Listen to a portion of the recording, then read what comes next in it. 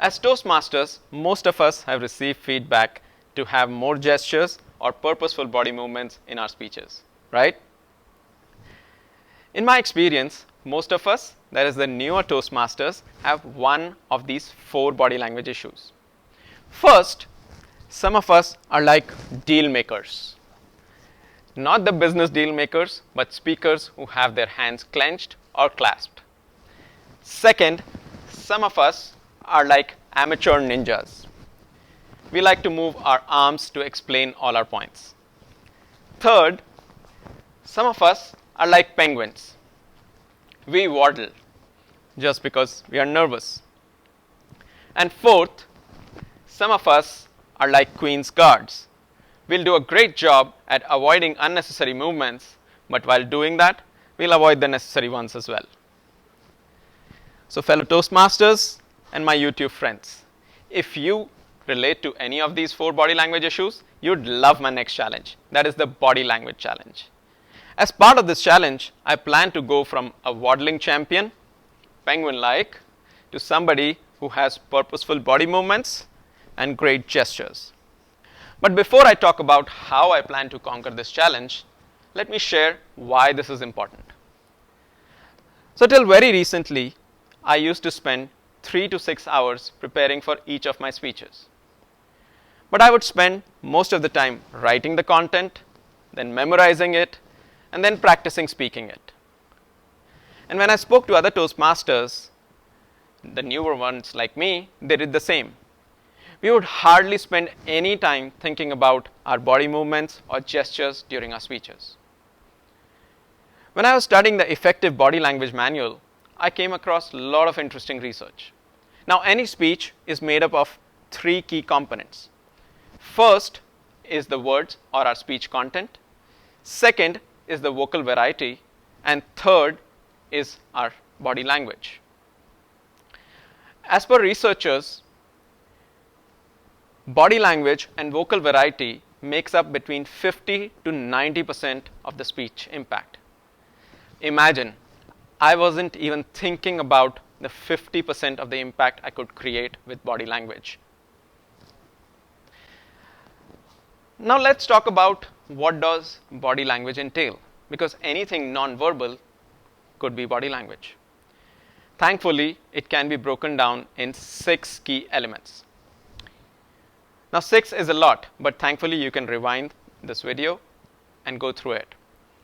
But let's take it step by step. So first is our posture. Now our posture on stage defines our attitude and confidence. A good posture is similar to head held high with chin slightly up, shoulders back, chest forward, and stomach in. This posture helps you breathe well and also helps you project your voice. When you're practicing your default posture, remember to have your feet slightly less than shoulder width apart, pointing straight forward or slightly outward. You can bring both your hands up and bring them on the side. This should be your default posture. No Superman or hands in the pocket. Now this posture might feel uncomfortable at first, but as you practice, it will come on more naturally. Second is position on stage. Now this one is kind of obvious. You need to be in the center of the stage. But if you need to travel, how far do you go? Now some speeches might require you to go to the end of the stage. But remember to come back at the center when you have made your point. A good guideline for movement can also be determined with something similar to the TED or TEDx speeches. Imagine a red round carpet around you, a 6 to 8 feet diameter carpet, and the boundary of this carpet can define how far do you travel. If you have slides, remember when you're facing the slides, your back should not be towards the audience. That's an absolute no-no. Third is eye contact.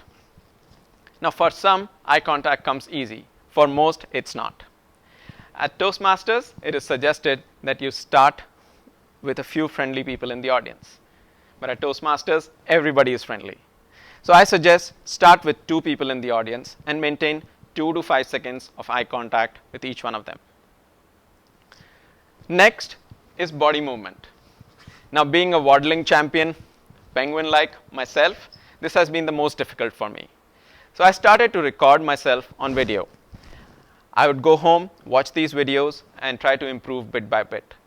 That didn't quite help. What helped was practicing my entire speech leaning against a wall with zero movement. Once I got comfortable with this, I started planning my movement throughout the speech. I would practice them for a definite period with no arm movements. Once my body movements were nailed down, next was gestures. Now I used to think I had pretty good gestures until I watched a couple of my videos with my mentor. And guess what he had to say? He said, Rav, do you have a medical problem there? What's wrong with your hands? I'm still trying to fix them. Few things I've started to do. First, no clasping of hands, especially to hide my family jewels. Imagine me going, let me show you something. Nobody wants that. Next, I created an 80-20 rule for myself. My hands remain 80% on the side 80% of the time, and they come up only 20% of the time. Now this is applicable to the newer Toastmasters or newer speakers like me.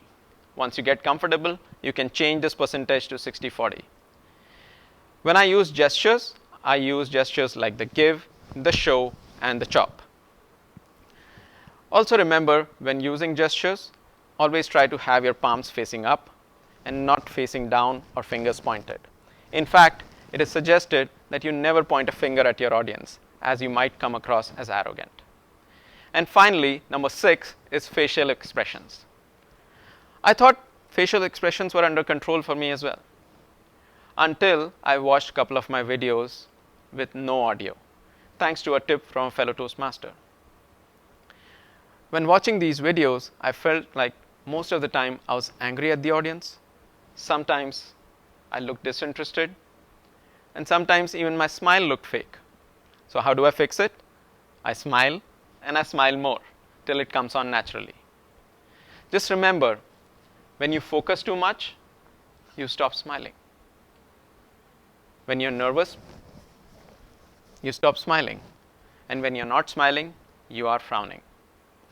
I suggest practice your entire speeches with a smile on, maybe in front of a mirror, maybe with a friend or with your mentor.